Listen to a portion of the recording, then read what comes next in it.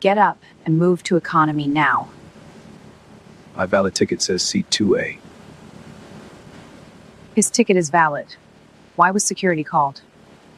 He refused to obey my direct order. Her order served one wealthy passenger. The man you removed controls this airline. No, it cannot be the owner.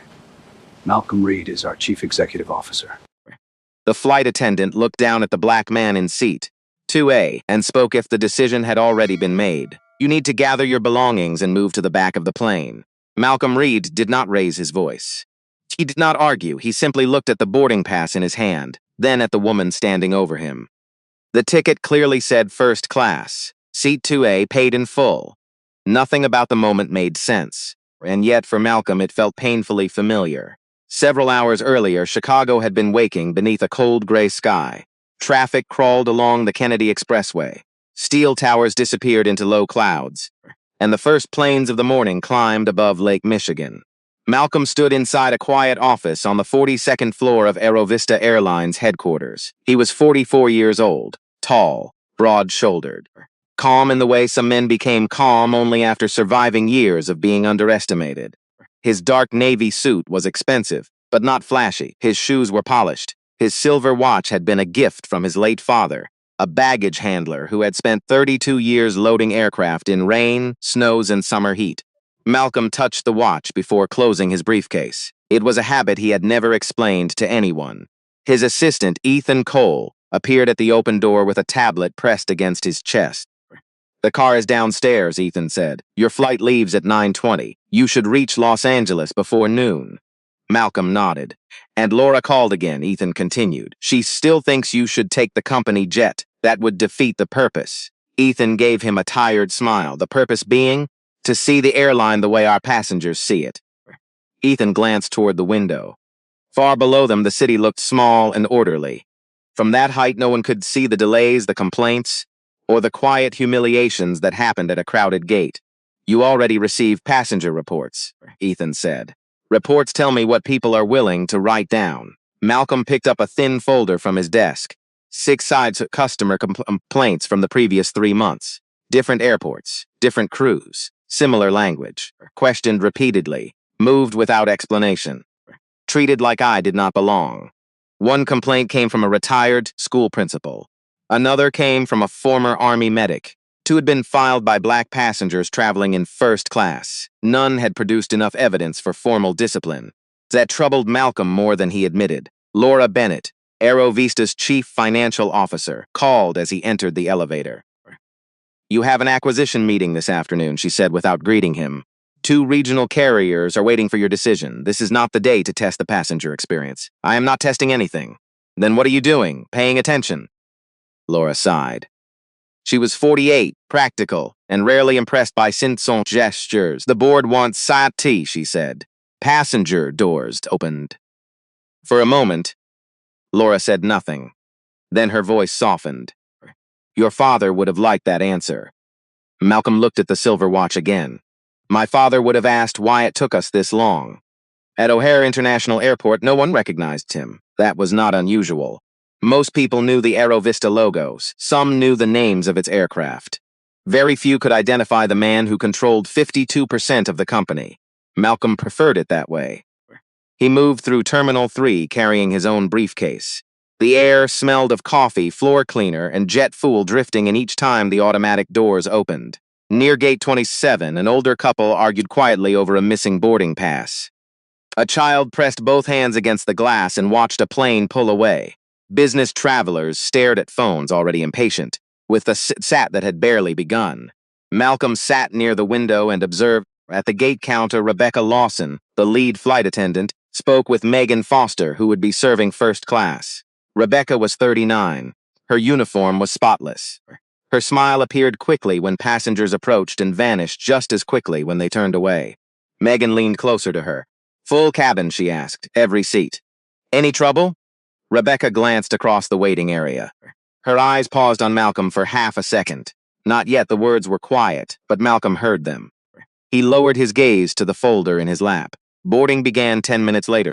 When the gate agent scanned Malcolm's pass, the machine flashed green. Welcome aboard, Mr. Reed. Seat 2A. Thank you. He walked down the jet bridge as rain tapped against the narrow windows. Ahead of him, the aircraft door stood open. Rebecca waited beside it with a professional smile. But when Malcolm approached, her eyes moved from his face to his suit, then to the first class marking on his boarding pass. Her smile tightened. She see that again? She asked. Malcolm handed it to her. She studied the ticket longer than necessary. Behind passengers began to form a line. Finally, Rebecca returns it. Seat 2A, she said. There was no welcome in her voice. Malcolm stepped into the cabin. He did not know yet that before the aircraft left the gate, he would be accused of causing trouble. He would be ordered out of the seat he had purchased, and the people making that decision would have no idea they were speaking to the man who owned the airline. Malcolm placed his briefcase beneath the seat in front of him and settled beside the window. The first-class cabin was quiet. Soft lighting ran along the ceiling. Rain streaked across the glass, turning the airport lights into blurred lines of white and amber. Seat 2A was exactly where his boarding pass said it would be. He opened his folder and began reviewing the financial reports for the Los Angeles meeting. He had barely reached the second when Megan Foster stopped beside him. May I see your boarding pass? Malcolm looked up. Rebecca had already checked it at the aircraft door. The gate agent had scanned it before that. Still, he reached into his jacket and handed it over. Megan studied the pass. Her eyes moved from the printed seat number to Malcolm's face. 2A, she said, yes. Are you traveling alone? I am. She looked toward the aisle as if expecting someone else to appear and explain why he was there. Malcolm waited. Megan returned the pass without apologizing. We are still boarding, she said. Then she walked away. Across the aisle, an older white man lowered his newspaper. His name was Harold Pierce. He was 71, a retired judge from Wisconsin, and he had spent most of his career believing that fairness depended on small details. Who was questioned, who was trusted, who was given the benefit of the doubt. He watched Megan offer champagne to the couple in the row, behind Malcolm. She smiled warmly. Welcome aboard. Can I get you started with something to drink? The woman chose champagne. Her husband asked for bourbon. Megan served both without asking to see their tickets. When she passed Malcolm again, the tray remained close to her body. No greeting, no drink, no explanation. Malcolm noticed, so did Harold. The sound of luggage wheels filled the aisle. Overhead bins slammed shut. Passengers apologized as they high-squeezed past one another. See, a woman in red paused beside seat. I think this is mine, she said nervously. Rebecca checked the boarding pass and smiled. You are absolutely right. Welcome aboard. The difference was subtle. That was how these moments often survived. No shouted insult, no written rule, just a colder voice, a longer stare. One person welcomed while another was treated like a mistake, waiting to be corrected. Malcolm's had seen it before. His father had once been stopped outside an airport executive lounge after repairing a conveyor system inside it. He had worn a maintenance uniform and carried the correct identification. Still, security had made him wait against a wall while white contractors walked past without being questioned. Malcolm had been 12. He remembered his father's hands, strong hands, grease beneath the fingernails, held open where everyone could see them. Later in the car, his father had said something Malcolm never forgot. Do not let another person's suspicion decide your worth. Malcolm turned toward the rain-covered window and took a slow breath. He could have ended the discomfort immediately. One call to headquarters would have changed every expression in the cabin. Rebecca stood straighter. Megan would have returned with champagne and an apology. But respect that appeared only after power was revealed was not respect. It was fear. And Malcolm wanted to know how his airline treated people when it believed they had no power at all. Near the galley, Megan leaned toward Rebecca. He has a valid ticket, she whispered. Rebecca glanced toward seat 2A. That does not mean something did not happen in the system. The gate scanned him through. Rebecca adjusted the scarf at her neck. People get upgraded by mistake. Megan hesitated. There had been no upgrade marking on Malcolm's pass. She knew that. But she also knew Rebecca had been flying for almost 16 years and had the authority to shape crew schedules and performance reports. Challenging her could follow Megan for months. So she remained silent. That silence carried weight. In unfair situations, silence often did. A younger passenger named Olivia Grant sat in row 3. She had noticed the repeated ticket checks and the missing drink service. She looked toward Malcolm, then toward the attendants. Her thumb hovered over her phone. She wanted to say something. She also feared being labeled difficult before the plane had even left the gate. Malcolm returned to his documents, but he was no longer reading. He heard Rebecca laugh softly near the front galley. Some people buy one expensive ticket, she said, and suddenly they think the whole cabin belongs to them. Megan did not answer. Malcolm's picture stopped against the page. The comment had not included his name. It did not need to. At that moment, a tall man in a camel-colored coat entered the aircraft. His silver hair was neatly combed. An expensive leather bag hung from one hand.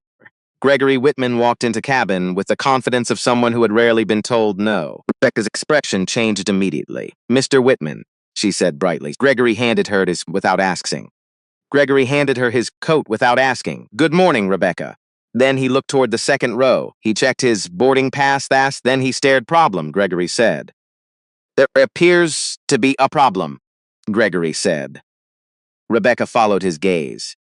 For the first time that morning, Malcolm saw something clear in her eyes. Not confusion, not concern. A decision. Gregory Whitman stood in the aisle and looked at Malcolm as if he had found someone now parked in his private driveway. "My seat is 2A, he said. Malcolm glanced at the boarding pass in Gregory's hand. The printed number was visible from several feet away. 2C. Rebecca stepped forward before Malcolm could respond. "Mr. Whitman usually prefers the window," she said. Gregory gave a tight nod. "I always sit in 2A on this route." Malcolm closed his folder. "Your boarding pass says 2C. Gregory looked down at him. His face did not change, but something cold entered his eyes. "I know what it says. Then there should not be a problem." For one brief second, the cabin went quiet around them. The ventilation system hummed above the seats. Rain tapped against the windows. A suitcase door slammed shut near the rear of the aircraft. Rebecca forced a smile. "Mr. Reed, would you mind moving across the aisle?" Malcolm looked toward seat 2C. It was still empty. "I would mind." Her smile weakened. "It is the same row. It is not the same seat." Gregory exhaled through his nose. "This is unnecessary." Malcolm kept his voice calm. "I agree." Gregory shifted his leather bag from one hand to the other. "I have flown this route twice a month for 10 years. That does not change the ticket." Rebecca leaned closer to Malcolm.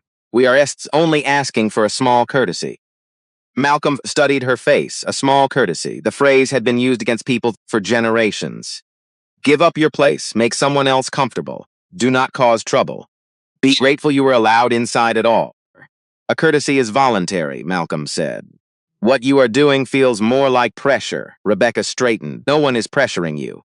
Harold Pierce lowered his newspaper again. He had heard enough courtroom testimony to recognize when language was being used to hide an action. The request was polite in tone. The imbalance was not. Gregory removed his coat and handed it to Megan. "I have an important meeting in Los Angeles," he said. "I need the Cindo so I can rest." Malcolm looked at him. "So do I." Gregory gave a short laugh. It was not loud, but it carried. "I am sure you do." The words landed harder insults because of the way he said them. Softly, casually. As if Malcolm's work could not possibly matter as much as his. Olivia Grant watched from row 3. Her phone was now in her hand. She had not started recording yet, but she was close. Megan placed Gregory's coat in the closet and returned to Rebecca's side. "We have an open seat in the exit row," Megan said. Malcolm stared at her. "You want me to leave first class?" Megan swallowed. "We could offer a travel voucher." "How much?" She hesitated. $300. Gregory looked relieved, as if the matter had finally reached a sensible conclusion. Malcolm did not move. "I paid more than that for this seat." "We can discuss additional compensation at the gate," Rebecca said. The gate agent confirmed my seat. Rebecca's jaw tightened. "Operational needs can require changes." "What operational need?" No answer came. Malcolm waited. Rebecca glanced at Gregory, then back at Malcolm. "Mr. Whitman is one of our highest status customers." There it was. Clear, simple, honest, and possible way. Gregory spent more money. Therefore, Malcolm's rights mattered less. Malcolm leaned back against the seat. "So this is not a safety issue." "No one said it was. It is not a mechanical issue." Rebecca's eyes hardened. "We are trying to resolve a customer service concern." "Whose?"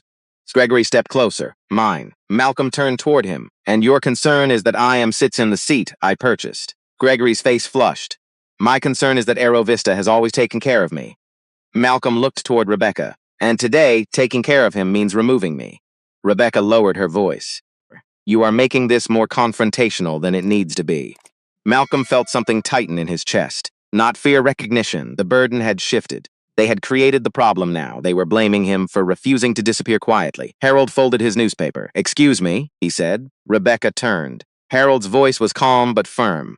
"The gentleman is sitting in his assigned seat. Why not ask Mr. Whitman to sit in his?" Gregory looked offended. "This does not concern you." Harold met his eyes. "It concerns everyone who bought a ticket," believing the seat number meant something. A few passengers turned toward them.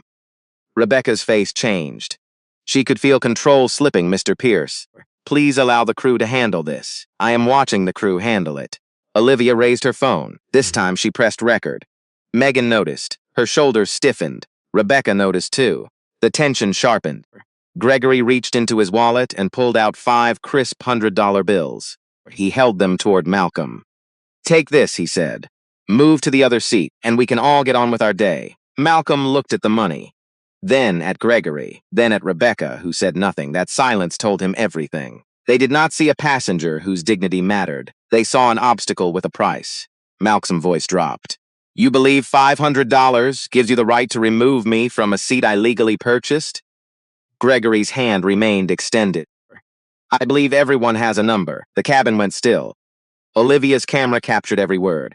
Malcolm slowly stood. He was taller than Gregory had expected. His presence filled the narrow aisle. He did not touch the money. He did not raise his voice, but when he spoke, every person in first class listened. "You are about to learn that some things cannot be bought."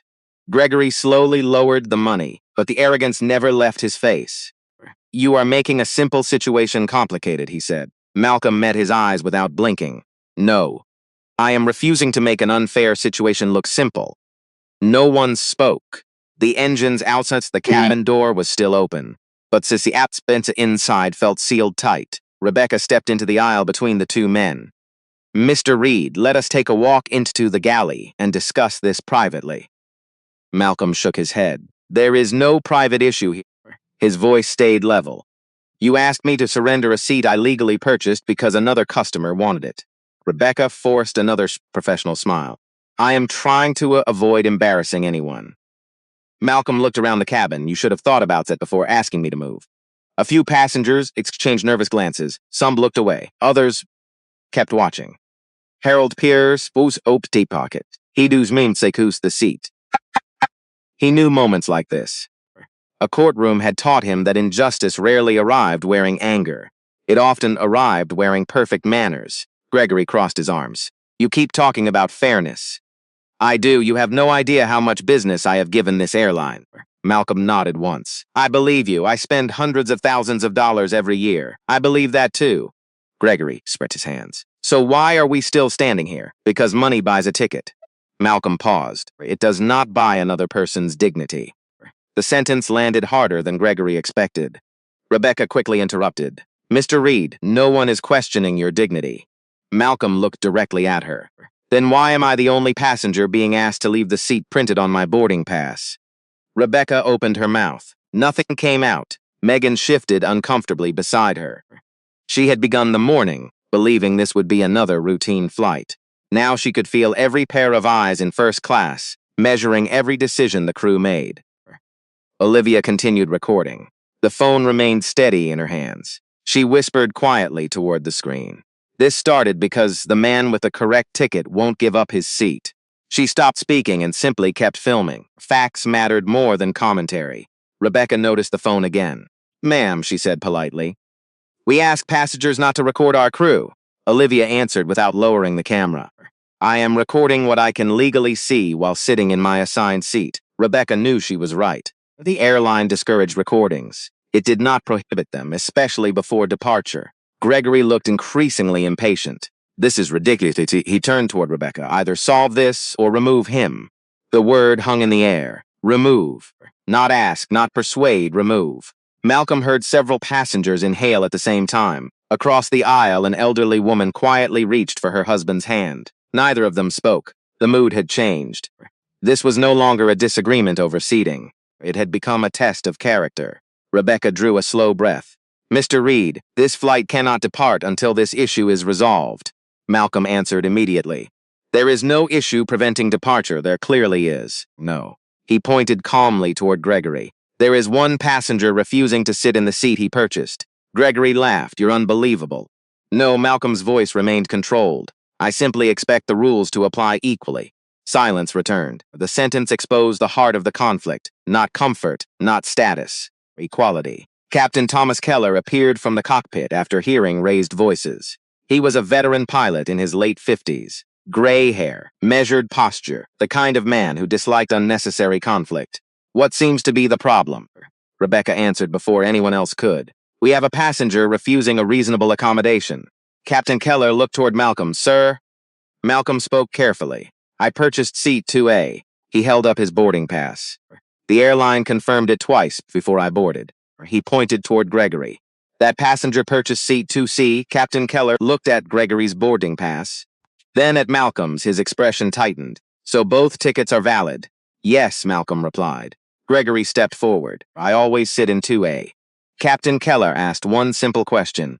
Was Gregory hesitated? No. The captain looked back at Rebecca. Then why are we asking Mr. Reed to move? Rebecca chose her words carefully. We're trying to preserve an important customer relationship. Captain Keller frowned. With respect, our responsibility is to honor the boarding assignments. Rebecca lowered her voice. I understand, but if Mr. Whitman leaves unhappy, corporate will hear about it.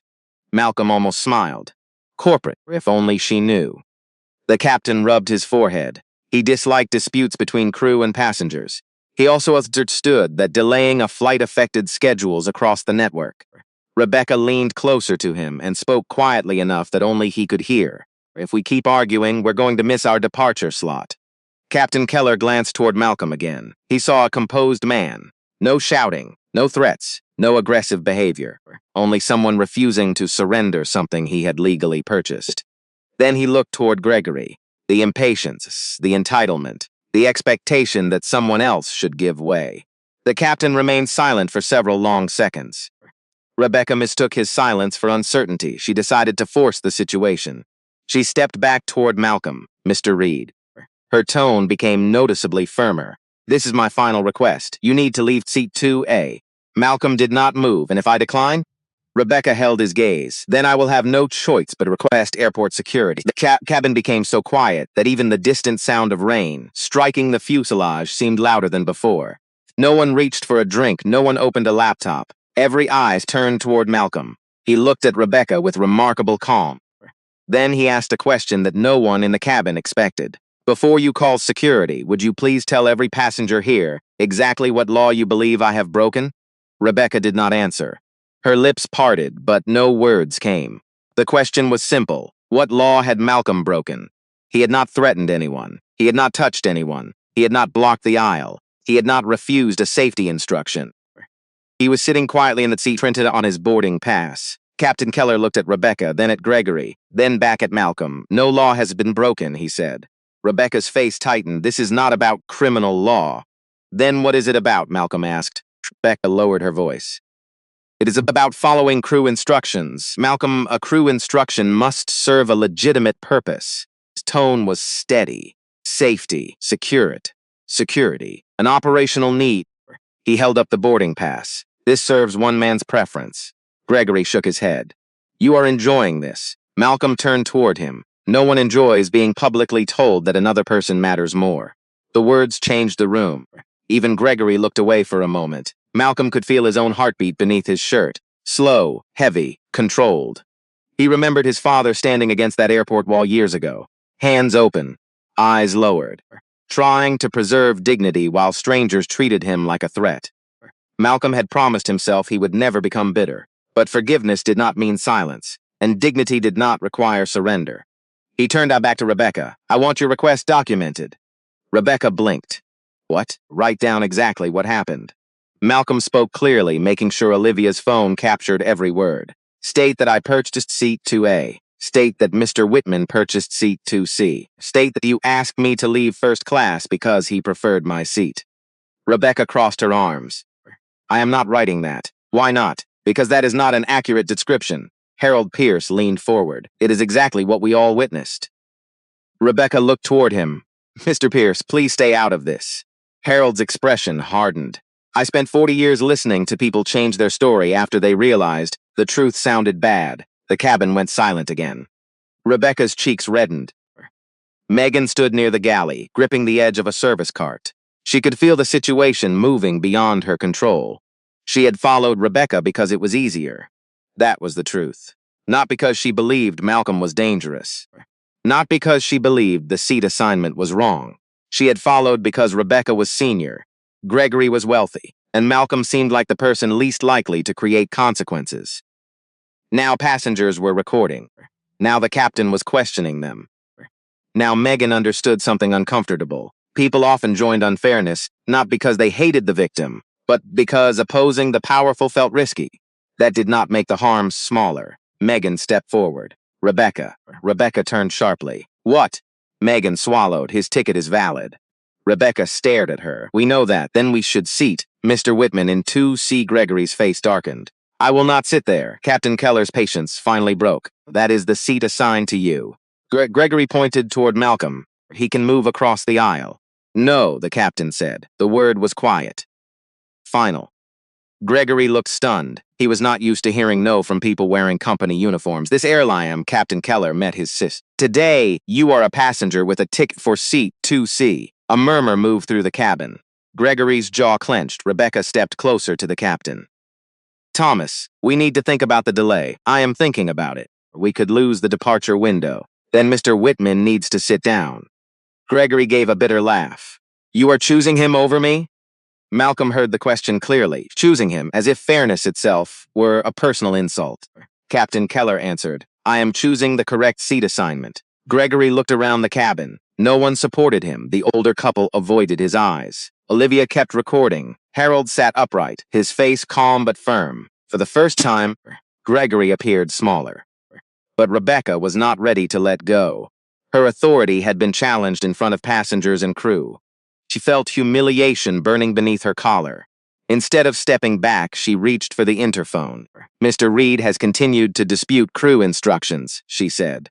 Captain Keller stared at her. Rebecca, do not do this. She pressed the call button.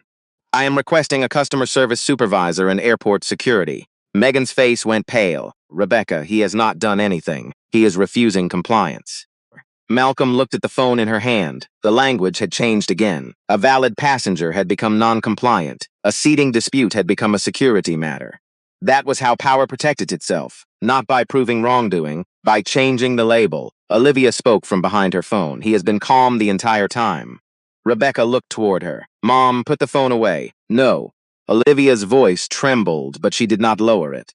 You are calling security on a man because he will not give a rich passenger his seat. Rebecca's eyes narrowed. I will not warn you again. Harold stood slowly. You may want to warn all of us. Rebecca looked around. Several phones were now raised. One from the third row, then another across the aisle. The passengers were no across the aisle. Malcolm watched them, not everyone longer silent.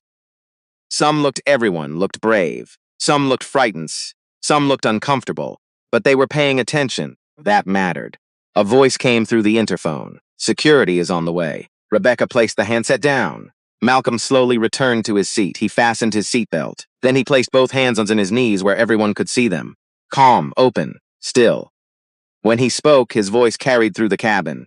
I will not resist anyone. He looked toward Olivia's camera, but I want the record to be clear. His eyes moved to Rebecca. You are not calling security because I am dangerous. Then to Gregory. You are calling security because I refuse to be treated as less important.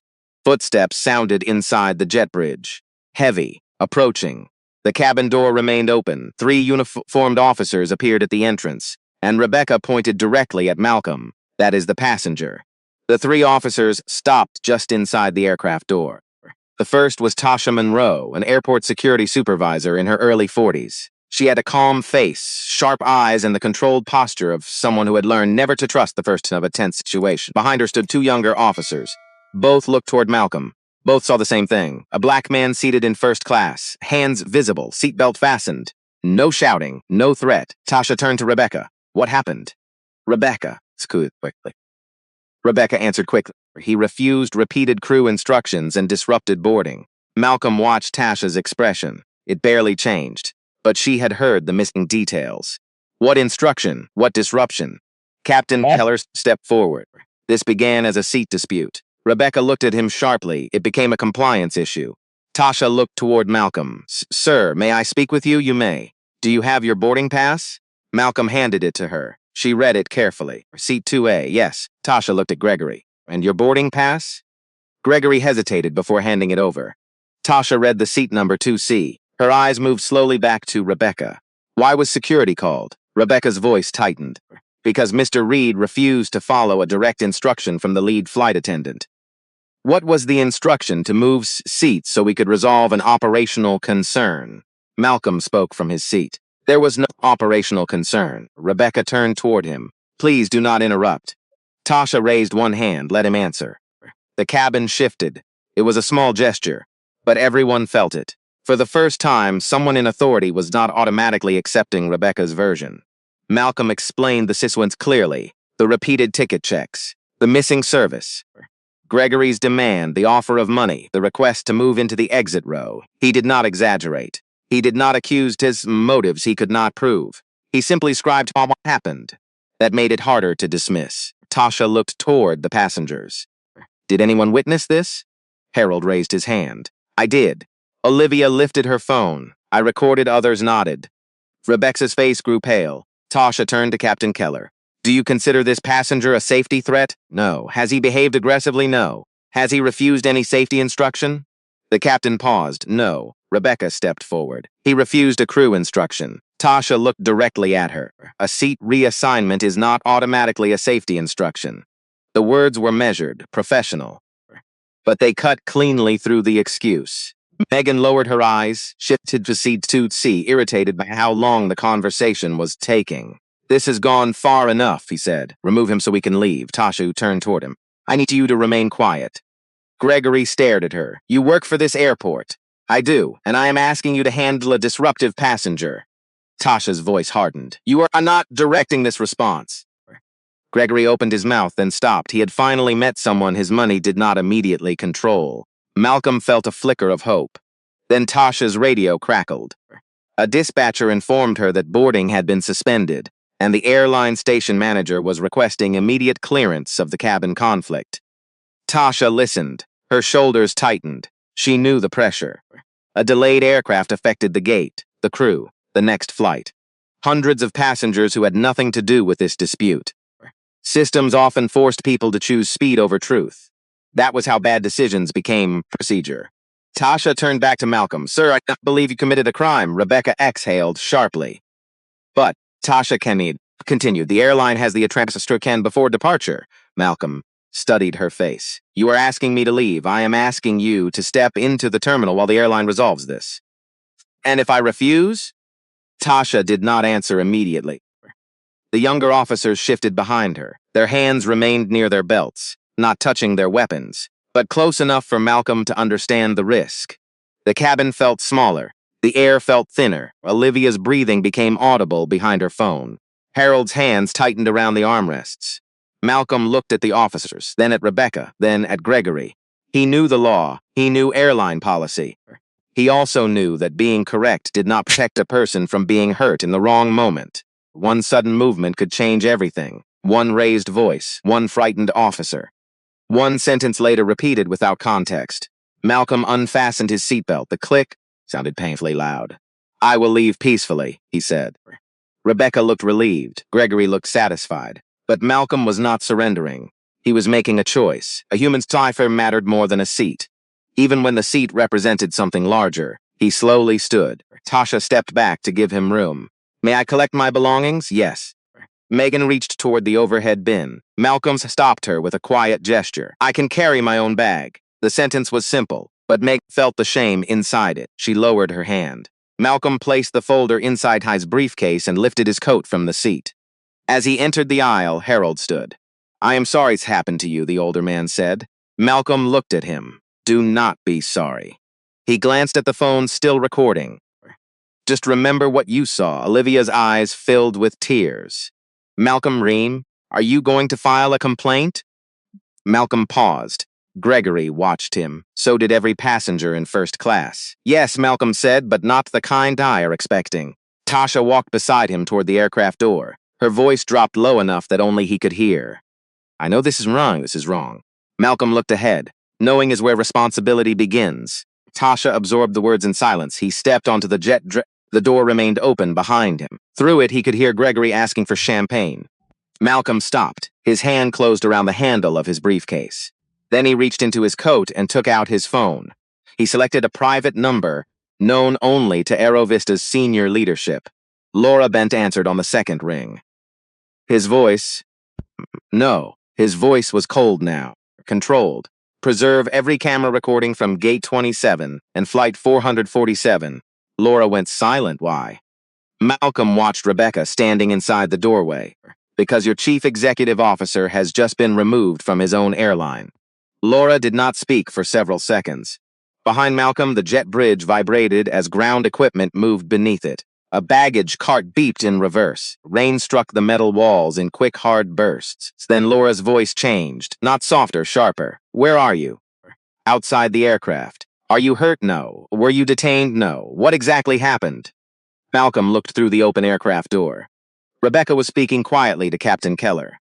Gregory had already lowered himself into seat 2A. Malcolm watched him adjust the window shade. He wanted my seat, Malcolm said. The crew decided his preference mattered more than my ticket. Laura went silent again.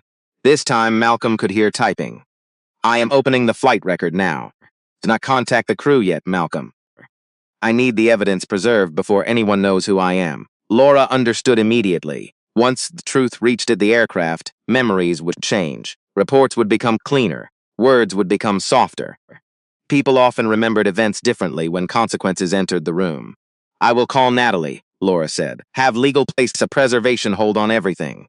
Gate video, cabin reports, boarding records, radio traffic, employee messages. Ask about the past. Find the public videos before they disappear. Laura's fingers moved faster across her keyboard. Then she stopped. I found your reservation. Malcolm waited. Seat 2A purchased 3 Wolf, full first-class fare, no upgrade, no change, duplicate assignment. So there was never a system error. No, her voice demonstrates anger now, a cold anger. They knew your seat was valid. Yes, Malcolm heard voices. Then Laura said, Natalie is here. A Sackley 6? Voice counts to it's the call. Natalie Park, Aeroface Jets Counsel, was 46 and careful with every word. Malcolm, tell me only what you personally saw and heard. He did. He described Rebecca checking his pass twice. Megan withholding service. Gregory to demanding the window seat. The cash, the threat, the call to security. Natalie did not interrupt. When Malcolm finished, she asked, did anyone say anything directly related to race? No. That does not mean bias was absent. I know. Were other passengers recording? Several. Good. Malcolm looked toward Tasha Monroe. She stood a few feet away, speaking quietly into her radio. Her face showed the strain of someone who knew she had followed procedure and still helped produce an unjust. Natalie continued, I am initiating an internal investigation. No internal investigation alone. There was a pause. What do you want? An outside review. That will become public. It should. Investors will react. They should react to the truth. Malcolm's voice remained even, but every word carried weight. If this can happen to me, it has happened to people who could not call the chief financial officer from the jet bridge. Inside the aircraft, Captain Hughes' phone rang. He answered with one hand pressed in Keller's headset. This is Keller. The dispatcher against was urgent. Captain hold departure. Close was urgent. Captain. Toward. Keller. Looked toward Rebecca. Why? Corporate security and executive operations are reviewing an incident involving your flight. Rebecca's face changed. She stepped closer. What incident? Keller raised a hand for silence. The dispatcher continued. The removed passenger is Malcolm Reed. Keller frowned. I have his name. No. Listen carefully. The dispatcher took a breath. Malcolm Reed is the chief executive officer of Aerovista Airlines. The captain went still. The blood drained from his face. He slowly turned toward seat 2A. Gregory was sitting there with a glass of champagne in his hand. Rebecca noticed Keller's expression. He lowered the phone. For a moment, he seemed unable to speak. Megan frozen near the galley. Passengers watched. Olivia kept recording. Finally, Keller looked directly at Rebecca. The man you removed owns this airline. The champagne glass stopped halfway to Gregory's mouth. Rebecca blinked. What? Malcolm Reed. The captain's voice was low. He is the chief executive officer. No one moved. No one breathed normally. The hum of the cabin suddenly seemed louder than before. Gregory set the glass down too quickly. Champagne spilled across the armrest. Rebecca shook her head. That cannot be true. Harold Pierce looked toward her. Why? Rebecca turned. Harold's eyes were calm because he did not look powerful enough. The question struck harder than any accusation. Rebecca's mouth closed. Megan looked down at the floor. She could see every choice she had made that morning, every moment she could have spoken, every second she chose comfort over courage. Outside the aircraft, Malcolm ended the call. Tasha approached him slowly. Sir. He looked at her. I just received an update. I assume everyone has. Her expression carried regret. I should have pushed harder. Malcolm studied her face. You asked the right questions, but I still walked you off sight. The truth hurt. But Malcolm did not soften it. Good intentions did not erase harm.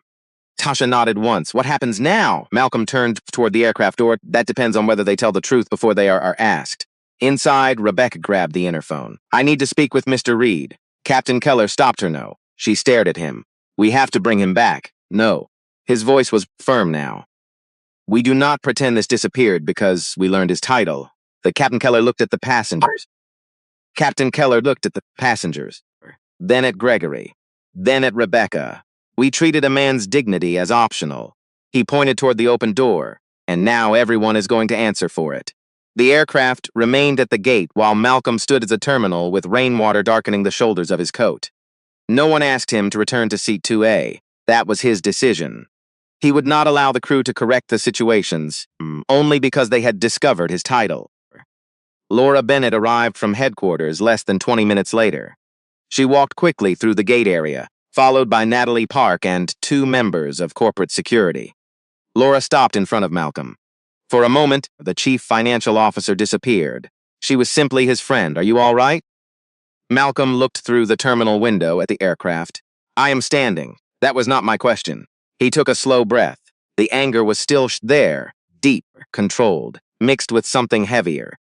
Shame that did not belong to him but had still been placed on his shoulders.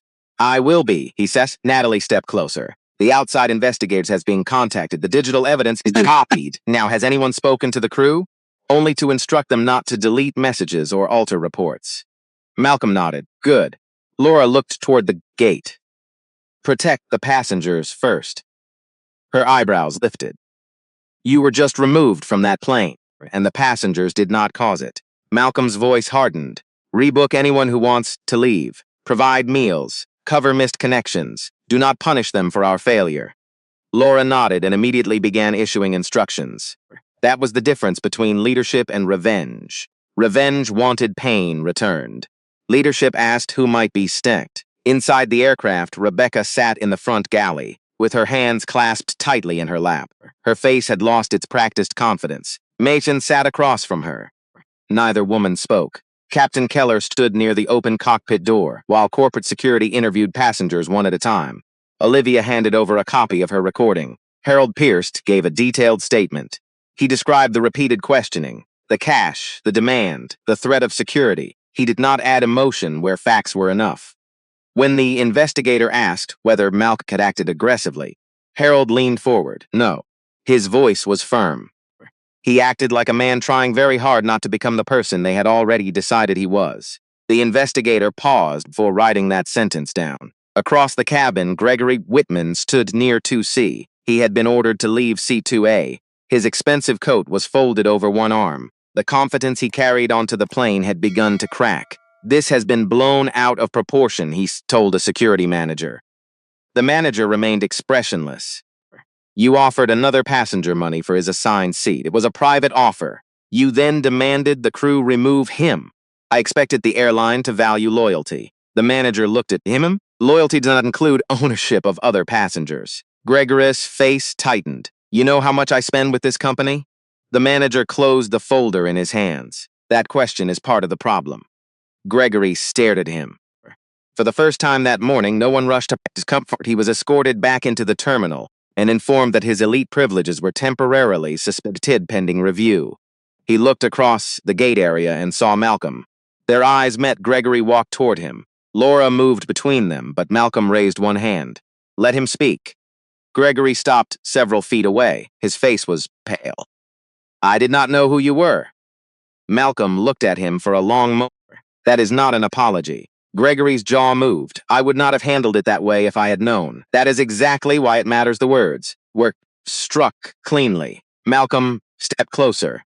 You believe your mistake was disrespecting a powerful man. Gregory said nothing. Your mistake was believing a man needed power before he deserved respect. The gate area fell silent around them. Gregory lowered his eyes. For perhaps the first time, he understood that his wealth could not purchase a better version of what had happened. Malcolm turned away. The investigation continued through the afternoon. Employee records showed that Rebecca had received earlier complaints about selective enforcement first class. None had resulted in formal discipline. Megan admitted that she knew Malcolm's ticket was valid. Why did you support the move? Megan's eyes filled with tears. Rebecca was senior. Mr. Whitman was important. I thought Mr. Reed would eventually give in. Natalie held her gaze. You assumed he was the safest person to disappoint. Megan wiped her cheek. Yes. The answer hurt because it was honest. Rebecca was interviewed last. She insisted the decision had been about customer service and departure timing. Then investigators played Olivia's recording. Her own voice filled the small room. Mr. Whitman is one of our highest status customers. Rebecca stared at the table. The excuse was gone. By evening, Malcolm had enough evidence to act.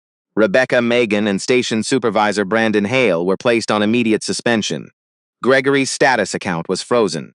Captain Keller remained on duty after investigators confirmed he had opposed the removal and tried to correct the seat assignment. Tasha Monroe submitted her own report, including a statement that procedure had allowed convenience to outweigh fairness.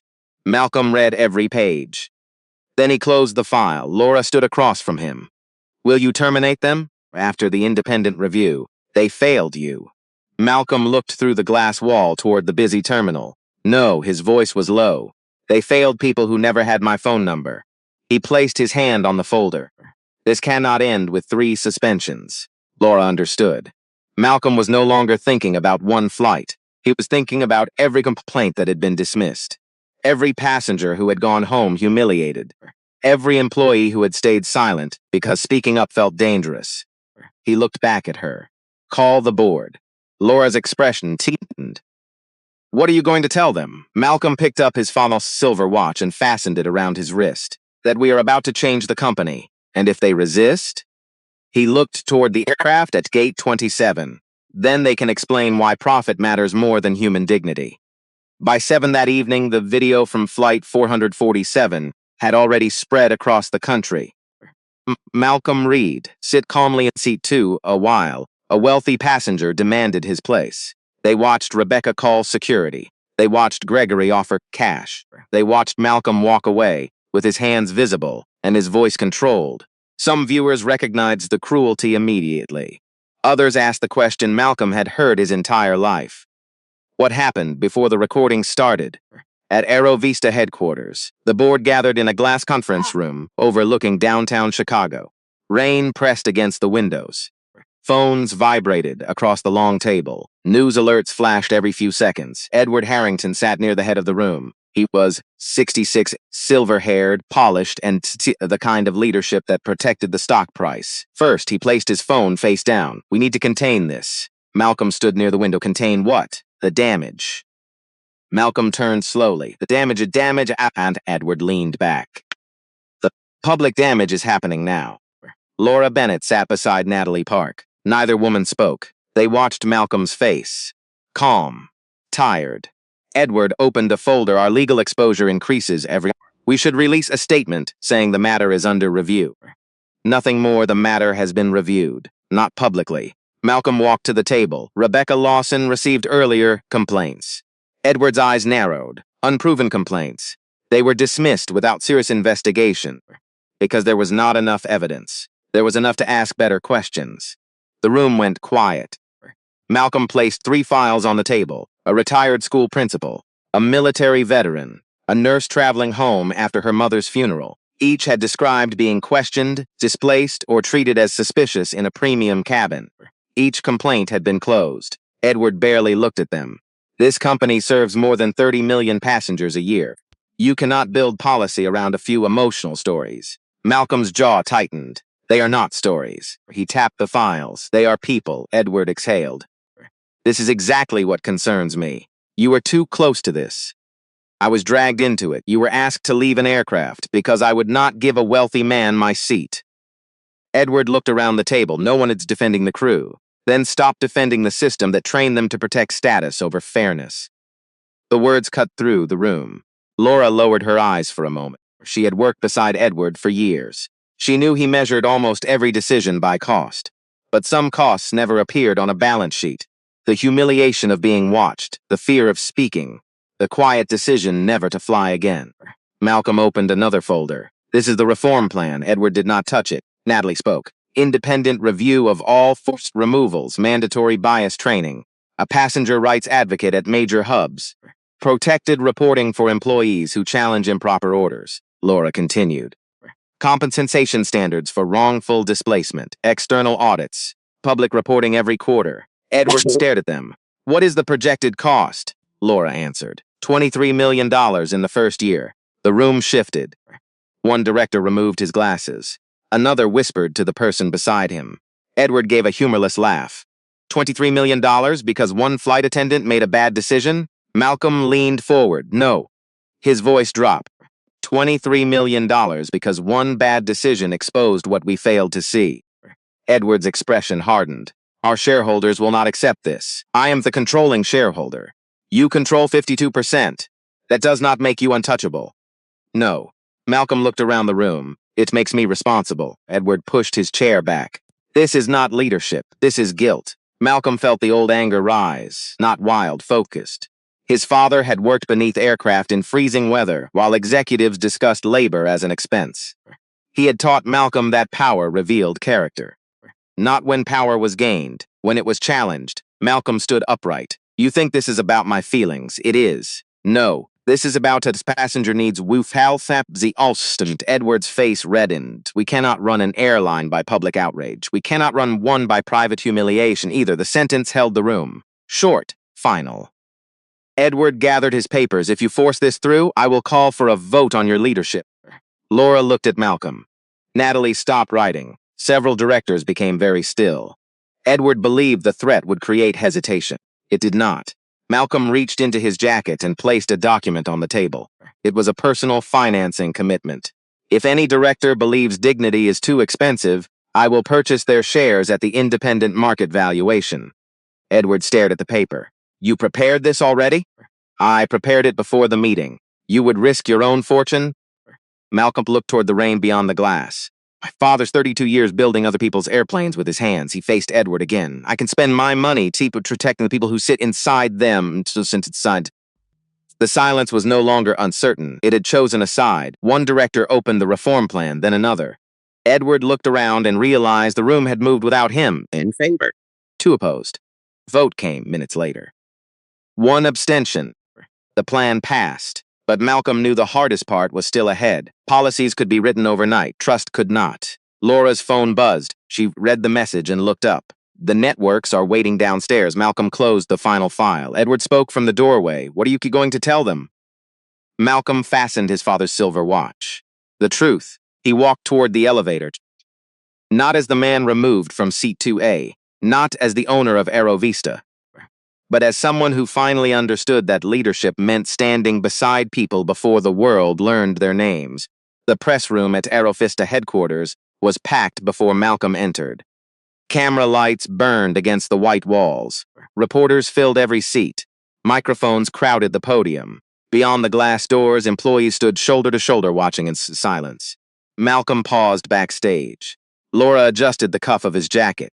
You do not have to answer every question, she said. I know. Natalie handed him the final statement. He glanced at the first page, then closed the folder. He had spent his life preparing for boardrooms, negotiations, and hostile takeovers. Nothing had prepared him to explain why his own company had failed to recognize his humanity. The room quieted when he stepped onto the stage. Shutters clicked, lights flashed. Malcolm placed both hands on the podium. My name is Malcolm Reed, he began. I am the chief executive officer and controlling shareholder of Aero Vista Airlines. Every camera fixed on his face. This morning, I boarded flight 447 with a valid first-class ticket for CC2A. He described what happened without exaggeration. The repeated checks, The demand to move, the $500, the call to security, his removal from the aircraft. He did not name Rebecca, Megan, or Gregory. Not yet. This story is not important because it happened to a chief executive officer, he said. It is important because the crew did not know I was one. The room became still. They believed I was an ordinary passenger. Someone without influence, someone who could be pressured, removed, and forgotten. Malcolm drew a slow breath. That is the failure we must confront. A reporter raised her hand, but Malcolm continued. For years, companies have treated incidents like this as isolated misunderstandings. We apologize. We offer a voucher. We close the file. His voice sharpened. That ends today. Behind him, a screen displayed the new passenger protection plan. Every forced removal would receive independent review. Employees who reported improper conduct would receive legal protection. Major airports would have passenger rights advocates. Complaints involving race, disability, religion, or age would no longer be dismissed without external oversight. Quarterly reports would be made public. The reforms would cost $23 million in the first year. Malcolm did not hide the number. Human dignity has a cost, he said. So does ignoring it. Questions erupted when he finished. A reporter near the front stood. Are the employees being fired? They have been suspended pending an independent investigation. Why not terminate them immediately? Because fairness cannot be defended through an unfair process. The answer slowed the room. Malcolm continued. Accountability matters. So does evidence. We will not replace one abuse of power with another. Another reporter called out. Do you believe this was racism? Malcolm looked toward the cameras. I cannot tell you what was inside every person's heart. He paused. I can tell you what their actions produced. His eyes hardened. A black passenger with a correct ticket was treated as less deserving than a wealthy white passenger with a wrong seat. No one interrupted. Bias does not always arrive as an insult. Sometimes it sounds polite. Sometimes it calls itself customer service. Sometimes it hides behind procedure. The room stayed silent. Across the country, people watched from living rooms, airport lounges, diners, and hospital waiting rooms. Some had experienced the same cold stare, the same unnecessary question, the same pressure to remain quiet. For them, Malcolm's words did not sound like corporate language. They sounded like recognition. Weeks later, the independent investigation confirmed the facts. Rebecca Lawson and station supervisor Brandon Hale were terminated for serious policy violations and false reporting. Megan Foster was also dismissed, but she later entered a workplace ethics program and began speaking privately to young service workers about the danger of silent compliance. She never asked Malcolm to excuse what she had done. She only accepted responsibility. Gregory Whitman lost his elite status with Aerovista. Months later, he sent Malcolm a handwritten letter. It contained no excuses, only one sentence mattered. I thought respect was something people earned from me. Malcolm kept the letter not because it healed the harm, but because honest remorse was rare. Aerovista's reforms did not solve every problem. No policy could remove every prejudice.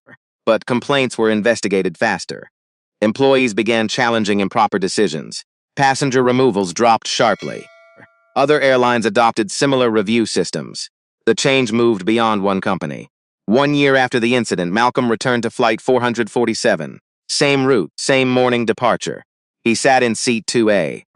A young flight attendant welcomed him without recognizing his face. Good morning, Mr. Reed.